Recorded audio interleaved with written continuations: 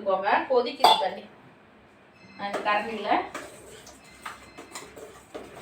கொஞ்சம் ஆன பின்னாடி கை வச்சுக்கலாம்.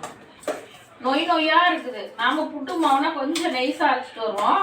கடையில் வாங்குறது ரொம்ப நொய்யாக இருக்குது.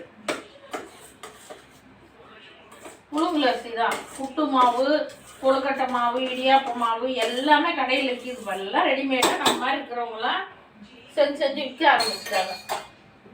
கொஞ்சம் நல்லா தண்ணி ஊற்றிக்கோங்க. நல்லா மாவு வந்து ஈரப்பதத்தில் இருக்கணும்.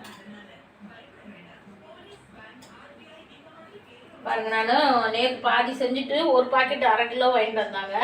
நேற்று கொஞ்சம் செஞ்சுட்டு மீதி கொஞ்சம் வச்சுருந்தேன். இப்போ செய்கிறேன். 1 டம்ளர் தண்ணி, கொதிக்கிற தண்ணி ஊற்றி கிளறி இருக்கேன். பாருங்க, லைட்டாக கொஞ்சம் உப்பு போட்டுக்கோங்க. கட்டாயம் உப்பு போட்டுக்கோங்க. 1 கிலோ மாவுக்கு கொஞ்சம் கொஞ்சமாக அளவெல்லாம் கிடையாதுங்க. கொஞ்சம்